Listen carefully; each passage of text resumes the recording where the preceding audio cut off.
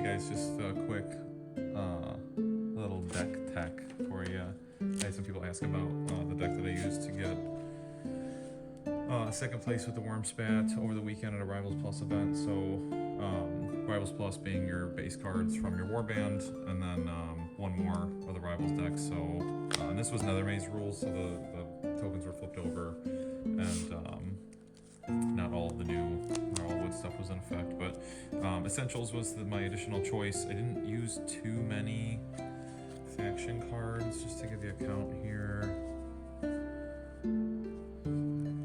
think it was, of my 32, 12 of my 32 were faction cards. So, but yeah, let's take a quick look. And I'll have this printed below, so that it's a little easier for you guys. But healing potion, obviously super good for guys that are like reducing damage. Just being able to, if you heal for 2, like it's potential just like knock your opponent out of the game. Sidestep, a lot of movement stuff in here, and I'll give you kind of my thoughts on deck building by the end of this. But more movement, confusion, more movement, countercharge, more movement, center of tension. Dual Wits, just to get some extra cards. I think there's maybe potential for a better card than Dual Wits, but I enjoyed just being able to have a pretty full hand. Determined Effort, just to get a little bit more consistency. They're already very consistent. You know, both Fecula and Goldgawker, 3 dice on hammers. This other situation. But obviously 4 dice on hammers or 3 dice for Septimus is very, very good. I played 2 of the cycles. The first one is a reroll on your attack dice and your friendly fighter's attack rolls. That is all attacks, so that works for both range 1, 2, and 3. So the magic, and it's until the next attack action made by friendly fighter or at the end of the round. So it is a quick one. And then Nauseous Revulsion, which is -1 dice made from attack actions made by enemy fighters adjacent to 1 or more friendly fighters.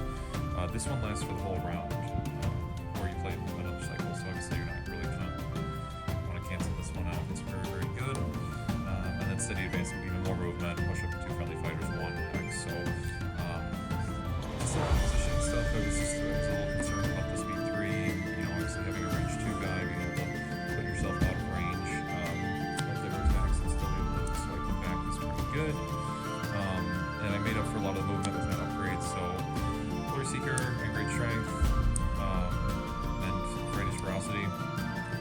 Glory Seeker is all attack actions, and so is Greatest Ferocity, so in a situation where you want to put it on Fecula and use magic and try and just get some range damage in there, quite good. And this also, Glory Seeker does put Septimus up to damage 4 uninspired, so Great Strength obviously does the same, and 5 or potentially 6 if you wind up again in a situation where you've got quite a large fighter or they've got a bunch of upgrades on the set. So Fortitude is obviously very, very good. Again, when it is, the warband that's reducing the damage, the math just gets really bad for your opponent when you get extra wounds. Champion's Fortitude for reroll on your defense dice. Now, this is like amazingly good. Getting rerolls when you have 2 shield defense is nuts, and I did wind up running Fecula's particular one, which is she can reroll her defense dice, so not as good when you have 1 defense, but in a situation where they roll a crit hit and you're going to take damage anyway, you might as well just take the reroll and try and get some reduction. I did find that to be pretty good, though again, I could see an argument for running that. Stalled Bulk, keep at your back, again, just not being able to get picked off of cover hexes, objectives, being in opponent's territory, being right next to somebody, like just not being able to get driven back is very, very good. So there is a strictly better upgrade for this with Tooth and Claw, and I feel like that's going to be really, really like incredibly fun to play Tooth and Claw with these guys in what is now Nemesis, what was Rivals Plus. So, but this did wind up being pretty good, just to be able to stop your opponent from kicking you. Unstoppable Shred. After this fighter's activation, push them 1 hex. Again, a little bit of movement. And then Virulent Blade, only for the big guys, for the boys, and it's reroll and attack dice. dice, and that's just like insanely good. So this was maybe my least favorite card that I had played. It didn't go off. It was best of one, so like I didn't have like that much data to go off that it was going to work or not work. But after a enemy fighter successful range 1 attack action that targets this fighter, roll a defense dice on a shield or a crit, they take a damage. So 50-50 shot to get a damage on them. I found that playing them, you want to inspire as fast as possible. Extra damage, extra dice, cleave, the extra defense is like really what you're looking for, but when you inspire, they're really a force to be reckoned with. So I just figured, you know, if you could get an early glory and then kind of, you know, get that inspire on your opponent's turn, it seemed quite good. So the objective deck wasn't great. I did mostly just get my wins through just straight murder. Here. And there's only 4 surge cards in here, I believe. So let me just pull that so that we can have this a little organized. Yeah, 4 surge cards and 4 faction objectives only. So spread his blessing is 1 or more objective in enemy territory. So obviously I was playing very aggressively and I had a lot of movement, so I knew that I could get on the objectives when I wanted to. Each surviving friendly fighter is inspired. That's a no-brainer to me, because even if you only have 1 guy left, as long as you can inspire, you can get that glory. Any friendly surviving fighter has 3 more upgrades. These cards are usually pretty good, and given the options, the limited options in this build, that did wind up being quite good. Immediately when you take an enemy leader out of faction, mostly good. I mean, these cards with an enemy leader, oftentimes you'll draw them after you kill them, or you've got it in your hand, and you know, you don't want to go down the trap of, I'm trying to get 1 glory, so I'm just going to keep gunning after the leader, even though it's like not the right call. Like, don't make bad lines of play because you're trying to get something in your hand.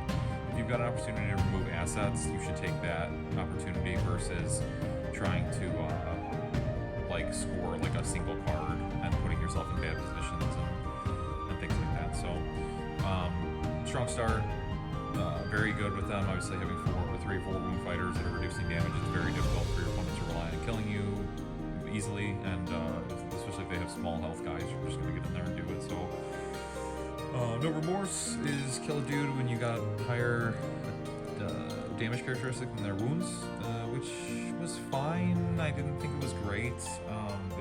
It is dead against a lot of warbands, so it's like, you know, Septimus goes to 3 damage, and then if you can get a great strength, that's pretty good. I believe that's how it works, at least, is that your characteristic has changed on your modified pluses and minuses. Branching Fate, very easy to score. Well, not, I'm not going to say very easy, but definitely scoreable. Again, considering Golgok starts with 3 dice. Fecula goes to 3. Septimus has a 3 on Inspire, and we're playing Determined Effort. So, thought that was pretty good. And I mean, your leader holds an objective in enemy territory. This is kind of a double up with the other one, so if you can get Fecula on there, you've got both cards in your hand, you can get 2. Again, we're up in their face anyway. Path to Victory, kill a dude and get 2 objectives. This was not stellar, but it was good. Again, 2 glory in a format where I'm not giving up a lot of glory, ideally, because I have guys that are not dying super easily, but good. Making a statement, this card is dumb as hell. I hate it. I hated the way that enemies work with the objectives, but it was very good. Obviously, like, most people just don't see it coming, especially if they hadn't played a lot during the season, and then you just, like, score it, and are like, okay, I just got 3 points for just, like, being there. So, yeah, card's dumb, but it's good, so, you know. I took Conquest over Denial because I didn't really feel like I could control my opponent as much as I could control myself, and again, all you have to do is have 1 guy alive at the end of the game in their territory, and you stop their Denial, and you get Conquest. So, and then my favorite card of all time is good old Annihilation. I scored this 2 out of 4 games, and I almost scored it on the 3rd one, but he played a card to stop his guy from dying just out of spite, and he didn't realize that he was like stopping me from scoring this. And you can tell it's my favorite card because this sleeve is crusty as hell, and it's been played many a time. So, so let's see, 5, 7, 10, potential out of our deck. And just as I mentioned, just kind of to give you a little bit of my deck building theory here. Normally, like what I like to do is after I've got kind of, you know, I'll throw everything in that I like. I'll make a first cut, make a second cut, and then as I'm down to my kind of final cards, I'll look and say 3 different piles. This is aggro, defense, and kind of maneuverability. So -1 dice to attacks, that's defense. Reroll attacks, that's aggro. Dual Voice is kind of a flex card, and that's maybe like its own pile. Movement, movement, movement, movement. So again, you can see our ploys have a ton of movement.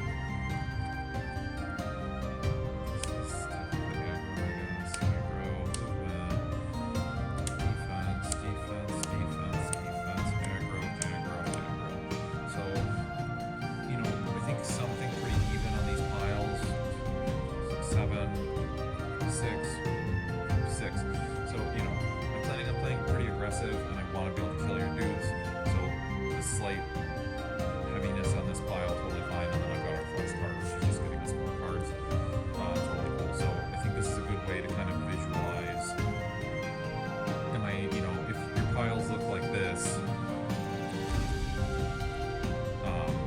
maybe you need to get something else in here. You know, like if you don't have enough defense, and vice versa, and whatever. So I just think that that's a good tool to keep for if you want to kind of just visualize your deck and see if you're too heavy on one aspect or light on another, or etc.